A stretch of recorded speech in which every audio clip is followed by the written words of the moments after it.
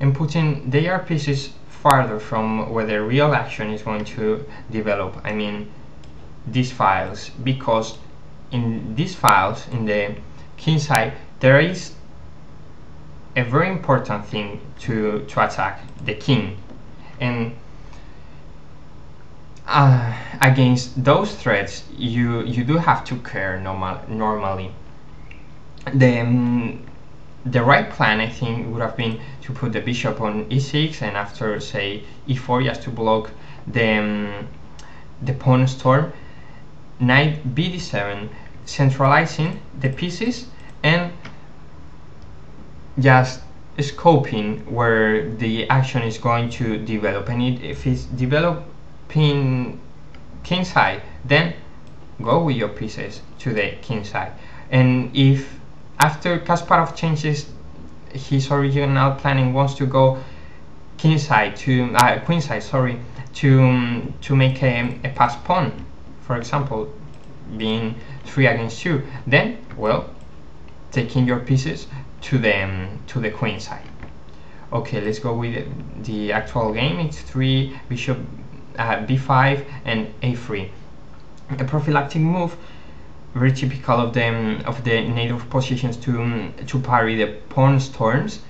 Then here I think is also aimed at making a position that Hofmann can't recognize or plan or just trying to minimizing the effect of Hofmann's play, because lower players tend to have just 1 or 2 plans in the position that employ, even if the pieces differently located, and the plan is not going to be that useful because they don't know what else to do if that fails.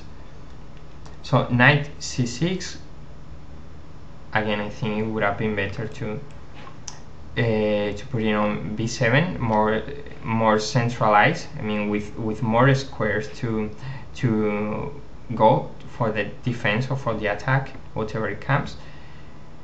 g4, beginning the pawn storm, as we have said, one of the main motives of the Najdorf positions.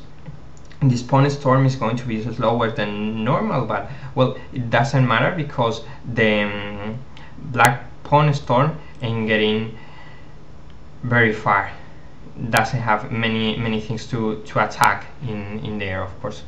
So it seems that white king is getting a bit unprotected if we push our pawns up to the opponent castle. But what the white player aims at doing so is to develop an initiative, a very powerful one, and some threats that cannot be ignored, so that the position of the white king doesn't matter that much, because what black doesn't want to have time to attack them.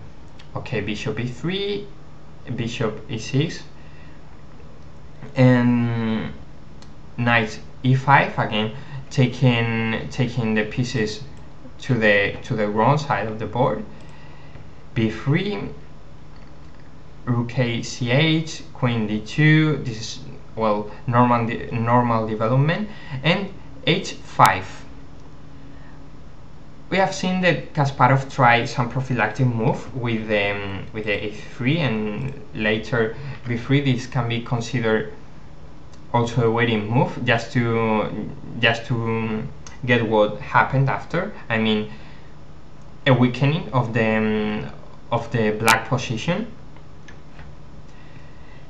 with the h5 advance. Normally, when you are making prophylactic moves, you don't want to attack what is trying to attack you, because this creates more chances to the attacking player, because now they can either take or advance, and if they advance, they are going to encounter 1 pawn less in the defense. Of course, that's what happened, because not only the Kasparov advances the pawn, but also makes Hofmann retreat their horse to d7. Okay, we go on with normal development again for Kasparov with rook f c1 and knight bd7, because Hofmann has realized that he hasn't much things to do in the queen's hand, and is trying to reorganize his pieces. Knight d5, bishop d5, and queen d5.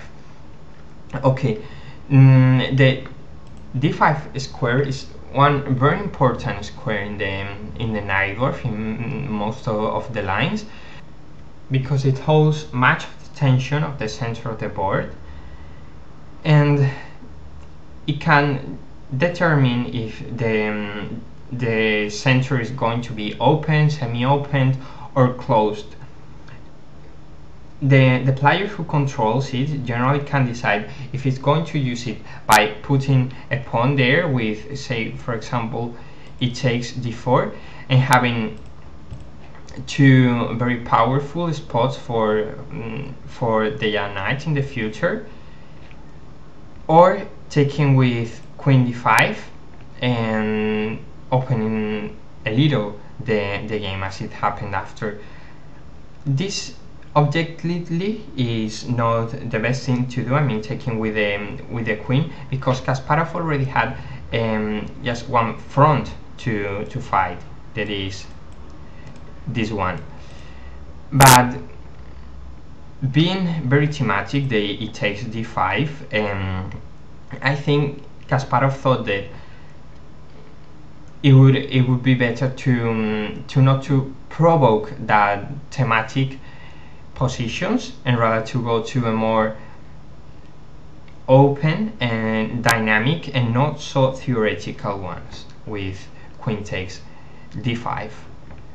Things went on with knight b7, a retreat, knight c5, as I've said, repositioning the pieces, knight g3, adding more pieces to the future attack, g6, another prophylactic move aimed at blocking the pawn storm, but well, those are the kind of moves that a player that can't hold the tension, they can't resist the pressure, at first imaginary pressure, because no enemy piece has touched the black castle yet, but well, the imaginary pressure, it can hurt also for some players.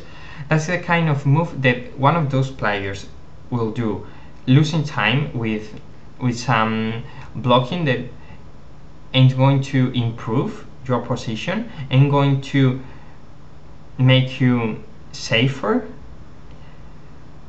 And in that kind of positions, you should get attached to an attacking plan, as Kasparov did, and try to make it happen, rather than, as I have said, losing time with the kind of moves.